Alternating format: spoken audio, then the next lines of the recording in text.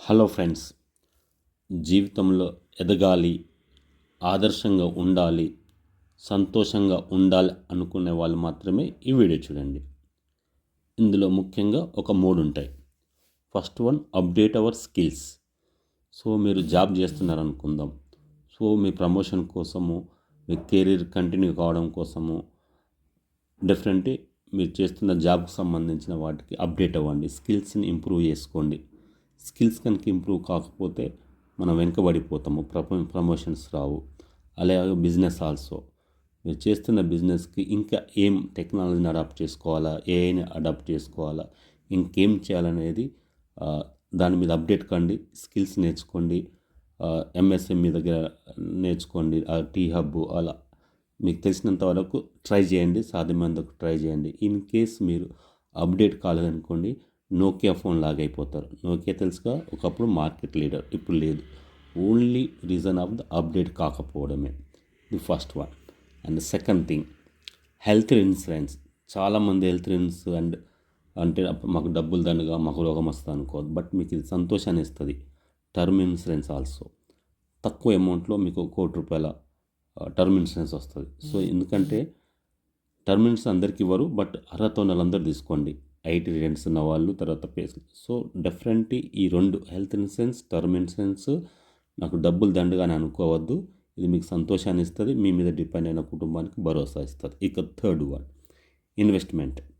So investment రకరకాలుగా చేయండి, మీకు నచ్చిన దాంట్లో చేయండి. బట్ ఇన్వెస్ట్మెంట్ కొద్దిగా అమౌంట్ ఉందనుకోండి, గోల్డ్ కొనుక్కోండి, సిల్వర్ కొనుక్కోండి, అలా రిలేటెడ్గా ఇన్వెస్ట్ చేయండి. ఎక్కువ డబ్బులు కనుక ఉంటే ల్యాండ్ కొనుక్కోండి, ఓకేనా. అది లేదు, మనం చిన్న ఎంప్లాయీస్ అనుకున్నప్పుడు, చిన్న బిజినెస్ మ్యాన్ మ్యూచువల్ ఫండ్. అన్ని తరగతి ప్రజలకి, అందరికీ, చిన్న వాళ్ళకి, పెద్ద వాళ్ళకి, తక్కువ సంపాదించే వాళ్ళకి, ఎక్కువ సంపాదించే వాళ్ళకు, ఆడ మగ అందరికీ mutual fund best investment option. ఎందుకంటే తక్కువ అమౌంట్ ఉన్న వాళ్ళు కూడా ఇన్వెస్ట్ చేయొచ్చు, ఎక్కువ ఉన్న వాళ్ళు ఇన్వెస్ట్ చేయొచ్చు, అవసరానికి విత్డ్రా చేసుకోవచ్చు. మనకి మిగతా అడ్వాంటేజ్ ఏంటంటే, మిగతా ల్యాండ్ కొన్నారనుకోండి, దాన్ని మీరు అమ్మేటప్పుడు లిక్విడిటీ ఇష్యూ వస్తుంది. ఇది ఈజీగా మీరు మ్యూచువల్ ఫండ్ అనుకోండి, అవసరం ఉన్నప్పుడు జస్ట్ బటన్ నొక్కండి, మీకు 2 వర్కింగ్ డేస్లో డబ్బులు వస్తాయి.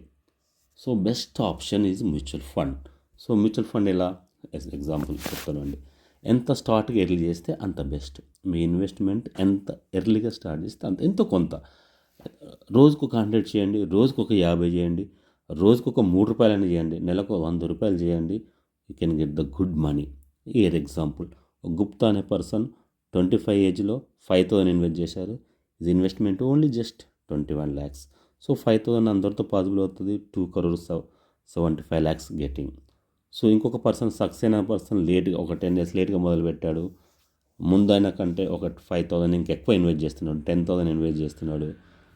అదే 25 years ఆయనకి మళ్ళీ సేమ్ 30 lakhs ఇన్వెస్ట్మెంట్ అయింది, 1.7 crore. సో లేట్గా ఇన్వెస్ట్మెంట్ చేస్తే ఇలా ఉంటుంది రిజల్ట్. సో ముందు చేసిన వాళ్ళకేమో 2.75 crore వచ్చింది, లేట్గా చేసినాక 1.7 crore.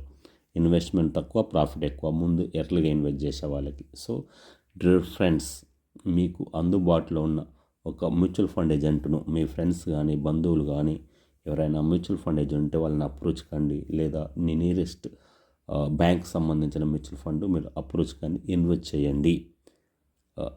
సంతోషంగా ఉండండి. జై హింద్.